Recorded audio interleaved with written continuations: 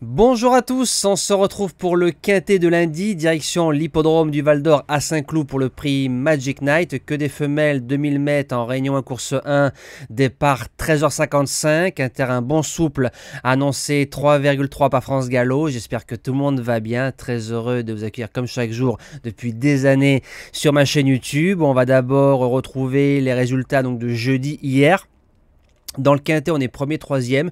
J'ai tenté quelques trucs, c'est pas passé, mais vu l'arrivée de favoris, j'ai pas trop de regrets. Un quintet des ordres, 50 €, c'est pas trop grave si je le donne pas. Par contre, la base gagnante a gagné à 12 contre 1 Mikis. Je vous avais bien dit qu'à Strasbourg, c'était trop mauvais pour être exact et un bon nombre d'entre vous l'ont touché gagnant placé. Bravo à vous. Le course-parcours, c'était plutôt bon du côté de Laval. On fait un 4 sur 4 avec les objectifs. Repérer 1, repérer 2, jeu bonus, cheval du jour et report du jour. De ce côté-là, on n'a pris que des places. Et on a eu un beau gagnant, Crésuslov, qui s'impose autre montée avec Raffin à 7 contre 1, avec une très très belle monte de Rico. Alors c'est parti.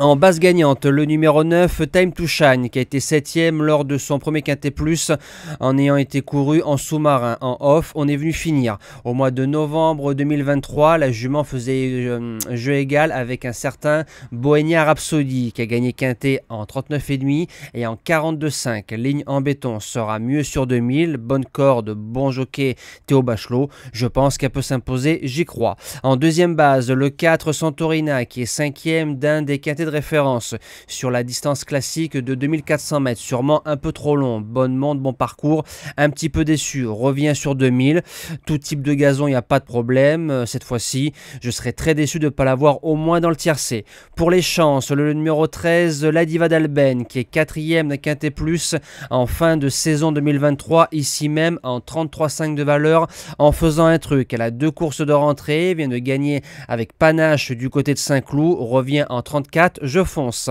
En 4e position, le numéro 8, Dipsy, qui est 4e d'un quintet plus en faisant sa rentrée. Derrière 10e le contre-coup, elle a remis les pendules à l'heure, se monte de partout, je la vois dans les 5. En 5e position, le numéro 6, Pingo, qui est 4e du quintet de référence, extrêmement déçu. C'était la base gagnante, bon parcours, bonne monte, jument qui était bien au canter, fait que 4e, alors elle fait toutes les surfaces sur le gazon. Elle a gagné à Saint-Cloud au mois d'avril, elle est en 36,5. Alors peut-être que je l'ai un peu surclassé en 36,5, surestimé. Maintenant, je la garde pour les places sans problème. En 6e position, le bottom weight, le numéro 16, Lorne. C'est une jument qui a gagné avec panache récemment dans un lot moins fort. En 2023, on prenait des places dans les quintets plus en 37 de valeur. On est en 33. Corde 16 à gérer et jument qui attend. Mais en 8, je la garde pour une placette.